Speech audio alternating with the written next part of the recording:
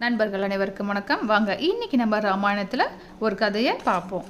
லக்ஷ்மணனை விட்டு பிரிந்த பின்னர் ராமர் ஒருவரிடம் ஒன்றும் பேசவில்லை. அவனை நினைத்து நினைத்து பெருமூச்சு விட்டு கொண்டும் கண்ணீர் சிந்தி கொண்டும் இருந்தார். பரதனும் அதே நிலையில் இருந்தான். ஒரு நாள் ராமர் வசிஷ்டர் போன்ற மகரிஷிகளையும் தன்னுடைய சேனை தலைவர்களையும் அமைச்சர்களையும் தன்னிடம் அழைத்தார். அவர்களிடம், தர்மவான்களே, மகா பிரஸ்தான விதிப்படி நான் காட்டிற்கு செல்ல எண்ணியுள்ளேன். எனவே இந்த அயோத்திக்கு அதிபதியாக பரதனுக்கு முடிசூட்ட எண்ணியுள்ளேன். லக்ஷ்மணன் என்னை எப்பொழுதும் பிரியாமல் என்னுடன் இருந்து காப்பாற்றி வந்தான். இப்பொழுது அவன் போன இடத்திற்கு நானும் போகிறேன் என்று கூறினார்.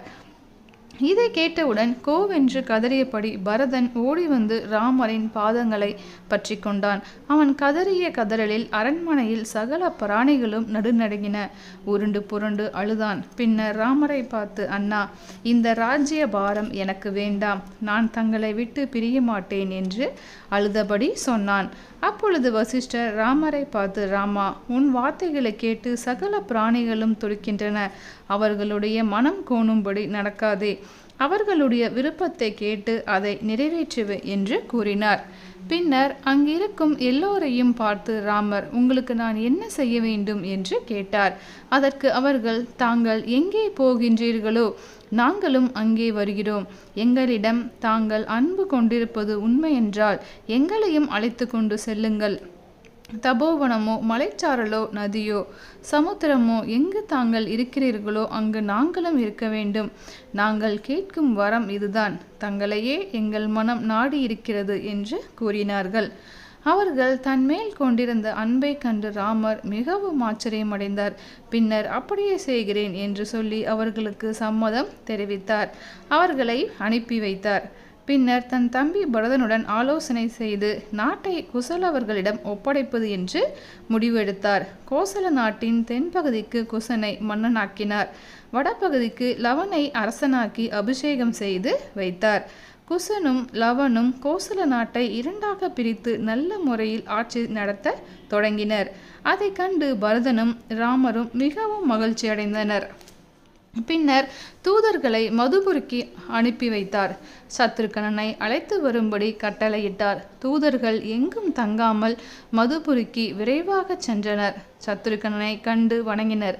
லக்ஷ்மணன் தள்ளி வைக்கப்பட்டதையும் குசலவர்கள் ஆட்சி பொறுப்பை ஏற்றுக்கொண்டதையும் நாட்டு மக்களுடன் பரதனும் ராமரும் சொர்க்கத்திற்கு செல்ல நிச்சயித்திருப்பதையும் தெரிவித்தனர். லக்ஷ்மணனை பூமியை விட்டு சென்று விட்டதை அறிந்து சத்ருகனன் கலங்கினான். தன்னுடைய சுற்றத்தினர் ஒருவர் பின் ஒருவராக மறைவதை அறிந்து அவன் பெரும் துன்பத்தில் ஆழ்ந்தான். தன்னுடைய பிறந்தவன் மேலுலகம் அடைந்ததை கூட அறிந்து கொள்ள முடியாமல் போய்விட்டதே என்று புலம்பினான். இனி தான் இங்கிருப்பது சரியல்ல என்று முடிவிற்கு வந்தான். உடனே வீரர்களை அனுப்பி தன்னுடைய புரோகிதரான காஞ்சனர் என்பவரையும் முக்கியமான அமைச்சர்களையும் அழைத்து வர செய்தான். தன்னுடைய அண்ணன் சொர்க்கம் செல்ல இருப்பதையும் தானும் அவருடன் செல்ல விரும்புவதையும் அவர்களிடம் தெரிவித்தான். அவர்களும் சம்மதித்தனர். சத்ருகனனுக்கு 2 புதல்வர்கள் இருந்தனர். மூத்தவன் பெயர் சுபாகு, இளையவன் பெயர் சத்ருகாதி. தன்னுடைய நாட்டை இரண்டாக பிரித்தான். மதுபுரியை மூத்தவன் சுபாகுவிடம் ஒப்படைத்தான். மறுபாதிக்கு வைத்திசம் என்று பெயரிட்டு அதனை சத்ருகாதியிடம் ஒப்படைத்தான். தன்னுடைய சேனையையும் பரிவாரங்களையும் இரண்டாக பிரித்து அவர்களிடம் ஒப்படைத்தான். தன்னை அழைக்க வந்த தூதர்களுக்கு விடை கொடுத்து தான் விரைந்து வந்து கொண்டிருப்பதாக ராமரிடம் தெரிவிக்கும்படி கூறி அவர்களை அனுப்பி வைத்தான். தன் பிள்ளைகள் இருவரும் நல்ல முறையில் நாட்டை பரிபாலனம் செய்து வருவதை கண்டு மிகவும் மகிழ்ச்சி அடைந்தான். சில நாட்கள் அவர்களுடன் இருந்து ஆலோசனைகளையும் அறிவுரைகளையும் கூறினான். பின்னர் ஒரு நாள் எல்லோரிடமும் விடை பெற்று கொண்டு புறப்பட்டான். கண்களில் நீர் மல்க எல்லோரும் அவனுக்கு விடை கொடுத்தனர். தன்னுடைய மனைவி சுருது கீர்த்தியை மட்டும் அழைத்து கொண்டு தேரில் ஏறிக்கொண்டு புறப்பட்டான். சத்ருகனன் தன் மனைவியுடன் அயோத்தியை அடைந்தவுடன் ராமரின் பாதங்களில் விழுந்து வணங்கினான். அவரிடம், அண்ணா, என் பிள்ளைகளிடம் நாட்டை ஒப்படைத்து விட்டேன். நான் தங்களை பின்தொடர எண்ணம் கொண்டு இங்கு வந்துள்ளேன். தாங்கள் எந்தவிதமான மறுப்பும் கூறாமல் என்னை ஏற்றுக்கொள்ள வேண்டும் என்று கூறினான். ராமர் ஒப்புக்கொண்டார். பின்னர் சத்ருகனை பரதன் தழுவி கொண்டான். பரதனின் பாதங்களில் போய் விழுந்த அவனை பரதன் தூக்கி நிறுத்தினான். நீண்ட நாட்களுக்கு பின் சந்தித்த சகோதரர்கள் இருவரும் கண் கலங்கினர். சுருதகீர்த்தியை ஊர்மிளை தழுவி வரவேற்றாள். உடன் பிறந்த சகோதரிகளான அவர்கள் இருவரும் நலம் விசாரித்தபடியே அந்தப்புரத்திற்குள் சென்றனர். சில நாட்கள் சென்ற பின் வானர வீரர்களும் கரடி வீரர்களும் அரக்க வீரர்களும் அங்கு வந்து சேர்ந்தனர். அவர்களுடன் விபீஷணன், சுக்ரீவன் போன்றோரும் வந்தனர். அந்த வீரர்கள் அனைவரும் ராமருடைய பாதங்களில் போய் விழுந்தனர். அவரிடம், சுவாமி, தங்களுடன் நாங்களும் வருகிறோம், எங்களையும் அழைத்து செல்லுங்கள் என்று கூறினர். ராமர் அவர்களுக்கு ஆசி கூறி அதற்கு சம்மதம் தெரிவித்தார். அப்பொழுது சுக்ரீவன் ராமரின் பாதங்களில் விழுந்து வணங்கிய, சுவாமி, கிஷ்கிந்தை நாட்டிற்கு அங்கதனை அரசனாக்கப் போகிறேன். அவனுக்கு முடிசூட்டிவிட்டு நானும் உங்களுடன் வருகிறேன். தடை செய்ய வேண்டாம் என்று பணிவுடன் வேண்டினான். அதற்கு ராமர், சுக்ரீவா, உன்னை விட்டுவிட்டு நான் போக மாட்டேன், அஞ்ச வேண்டாம் என்று கூறினார். பின்னர் விபீஷணனை பார்த்து, விபீஷ்ணா, உலகில் சூரிய சந்திரர்கள் உள்ளவரையில், பூமி உள்ளவரையில் இலங்கையை நல்ல முறையில் ஆட்சி செய்து கொண்டு வா. என்னுடைய நண்பன் என்ற முறையில் இதனை கூறுகிறேன். எங்கள் குல முன்னோர்களால் பூஜிக்கப்பட்ட தெய்வம் ஒன்று உன்னிடம் தருகிறேன். அது சகல தேவர்களாலும் பூஜிக்கப்பட்டது. நீ அதனை குலதானமாக பாவித்து அதனை பூஜை செய் என்று கூறினார்.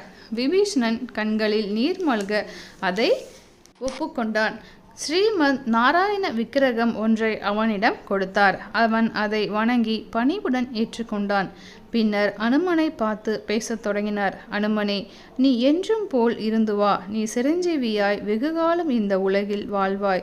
என் சரித்திரம் உலகில் உள்ள வரையில் நீ பரமானந்தத்தை அனுபவித்து கொண்டிரு என்று கூறினார். அதை கேட்டு அனுமன் சந்தோஷமடைந்தார். அவர் உடல் சிலித்தது. அப்பொழுது அவர், சுவாமி, தங்களுடைய திவ்ய சரித்திரம் உயிர்களை பரிசுத்தம் செய்யும். அது இந்த உலகில் உள்ள வரையில் நான் தங்களுடைய ஆணையை நிறைவேற்றி கொண்டிருப்பேன் என்று கூறினார். பின்னர் ராமர் ஜாம்பவானையும் மைந்தனையும் துவிதனையும் பார்த்து, நீங்கள் அடுத்த கலியுகம் வரையில் உயிருடன் இருங்கள், என் வம்சத்தவர்களை காப்பாற்றி வாருங்கள் என்று கட்டளையிட்டார். அவர்களும் அதற்கு ஒப்புக்கொண்டனர். பின்னர் எல்லா வானர வீரர்களையும் கரடி வீரர்களையும் தன்னுடன் வருவதற்கு அனுமதி வழங்கினார். இவ்வாறு எல்லோருக்கும் அனுமதி வழங்கிய ராமர் தான் புறப்பட திருவுள்ளம் கொண்டார். மறுநாள் பொழுது புலர்ந்தது. அப்பொழுது ரகுராமர் வசிஷ்டரிடம் கூறி சென்றார். அவரிடம், சுவாமி, என்னுடைய அக்னிஹோத்திரத்தையும் வாஜபேய குடையையும் எடுத்துக்கொண்டு அந்தணர்கள் முன்னே செல்லட்டும் என்று கூறினார். வசிஷ்டரும் மேலுலகம் அடைவதற்குரிய விதியை அனுசரித்து சகல கிரியைகளையும் செய்தார். பின்னர் ராமர் மெல்லிய ஆடையை அணிந்து கொண்டார். கைகளில் தர்ப்பை இடுக்கிக் கொண்டார். அகஸ்திய மகரிஷியால் உபதேசிக்கப்பட்ட பிரம்ம வித்தையின் சாரமான ஸ்ரீ பிரம்ம ஹிருதயத்தை தியானம் செய்து கொண்டு அரண்மனையில் இருந்து புறப்பட்டார். ஒருவருடனும் பேசாமல் நடந்து சென்றார். அவருடைய ஐம்பொறிகளும் தாமே ஒடுங்கின. கல்லும் முள்ளும் மேடும் பள்ளமும் மான இடங்களில் பாதுகைகள் இன்றி நடந்தார். அவருடைய வலதுபுறம் மகாலட்சுமி தாமரை புஷ்பத்துடன் சென்றாள். இடதுபுறம் பூதேவி சென்றார். அவருக்கு முன்னால் சம்ஹார சக்தி சென்றது. அவருடைய கோதண்டம், பானங்கள் போன்ற யாவும் மானுட வடிவம் தாங்கி அவருக்கு பின்னால் சென்றன. வேதங்களும் வேத சாரமான காயத்ரி மந்திரமும் அதற்கு மூலமான பிரணவமும் வஷ்டகாரமும் அவருடன் சென்றன. மகரிஷிகளும் அந்தணர்களும் அவரை பின்தொடர்ந்து சென்றனர். பரதன், சத்ருகனன் போன்றவர்களும் சென்றனர். அமைச்சர்கள், அரண்மனை பணியாளர்கள், அந்தப்புற பெண்கள், நாட்டு மக்கள் ஆகிய யாவரும் சென்றனர். சுக்ரீவன், நீலன், நலன் போன்ற தன் வானர வீரருடன் பின்தொடர்ந்து சென்றனர். சுருதகீர்த்தி, ஊர்மிளை, மாண்டவி போன்ற அரசகுல பெண்களும் உடன் சென்றனர். ராமர் அரை யோசனை தூரம் வரையில் நடந்து சென்றார். பின்னர் மேற்கு திசை நோக்கி செல்லும் சரையு நதியை அடைந்தார். அந்த நதியின் கரையோரம் மேற்கு திக்கில் கொஞ்ச தூரம் சென்றார். அப்பொழுது பிரம்மதேவர் தன் விமானத்தில் அங்கு வந்தார். அவருடன் தேவர்களும் வந்தனர். ஆகாய வீதியானது மிகவும் பிரகாசம் பொருந்தியதாய் இருந்தது. வாசனை மிக்க காற்று வீசியது. தேவர்கள் இடைவிடாமல் மலர்மழை பொழிந்தனர். கந்தர்வர்கள் பாடினர். தேவலோக பெண்கள் நடனமாடினர். கிண்ணறர்கள் வாத்தியங்களை இசைத்தனர். அவர்கள் எல்லோரும் சொர்க்கத்திற்கு போகும் இடத்திற்கு வந்தனர். அப்பொழுது ஆகாய வீதியில் இருந்த பிரம்மதேவர், பெருமானே, தங்களுக்கு மங்களம் உண்டாகட்டும். உலக நன்மைக்காக அவதாரம் செய்தீர்கள். அதை சிறப்புடன் நிறைவேற்றினீர்கள். இப்பொழுது எங்களிடம் திரும்பி வருகிறீர்கள். நாங்கள் பாக்கியத்தை செய்தோம். தாங்கள் தங்கள் சகோதரர்களுடன் பரிவாரங்களுடன் வளையபடி ஸ்ரீ வைகுண்டத்திற்கு வர வேண்டும் என்று சொன்னார். பிரம்மதேவர் இவ்வாறு சொல்லி முடித்தவுடன் ராமர் தன்னுடைய சகோதரருடன் அந்த சரீரத்துடன் விஷ்ணு ரூபத்தில் பிரவேசித்தார். பின்னர் இந்திரன் முதலான திக்பாலர்களும் மருத்துகளும் சாத்தியர்களும் ரிஷிகளும் பகவானை வணங்கி, சுவாமி, தாங்கள் இங்கு வந்தவுடன் இங்குள்ள சகல ஜீவகோடிகளும் பாவத்திலிருந்து விடுபட்டன. தங்களுடைய எல்லா விதமான எண்ணங்களும் பூர்த்தியாகி பரமானந்தத்தை அடைந்திருக்கிறார்கள் என்று கூறினார்கள். பிறகு ராமர் பிரம்மதேவரிடம் இந்த ஜீவகோடிகளுக்கெல்லாம் தகுந்த இருப்பிடங்களை ஏற்படுத்த வேண்டும் என்று கூறினார். பிரம்மதேவர் அவருடைய ஆணையை கேட்டு, சுவாமி, இவர்கள் முறைப்படி சாந்தானிக லோகங்களை அடைந்து பின்னர் வைகுண்டத்தை அடைவார்கள் என்று கூறினார். பிரம்மதேவர் இவ்வாறு சொன்னவுடன் எல்லோரும் கோப்ரதாரம் என்ற புண்ணிய ஸ்தலத்திற்கு வந்தனர். ராமர் முதலில் நதி நீரில் இறங்கினார். அவரை தொடர்ந்து ஆனந்த கண்ணீருடன் மற்றவர்களும் சரையு நதியில் மூழ்கினர். பின்னர் ஒளி சிந்தும் திவ்ய விமானங்களில் ஏறினர்.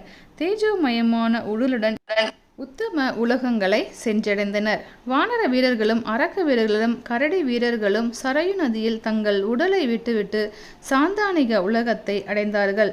மரம், செடி, கொடி, பறவை, விலங்கு போன்ற உயிரினங்கள் கூட சரையு நதியில் ராமரை பின்தொடர்ந்து இறங்கி உத்தம லோகத்தை அடைந்தன. மரங்கள் தேவலோகத்தில் சந்தானம், மந்தாரம், பாரிஜாதம், கல்பவிருட்சம் போன்றவையாய் காட்சியளித்தன. விலங்குகள் காமதேனு, உச்சை சிரவஸ், ஐராவதம் போன்றவையாய் விளங்கின.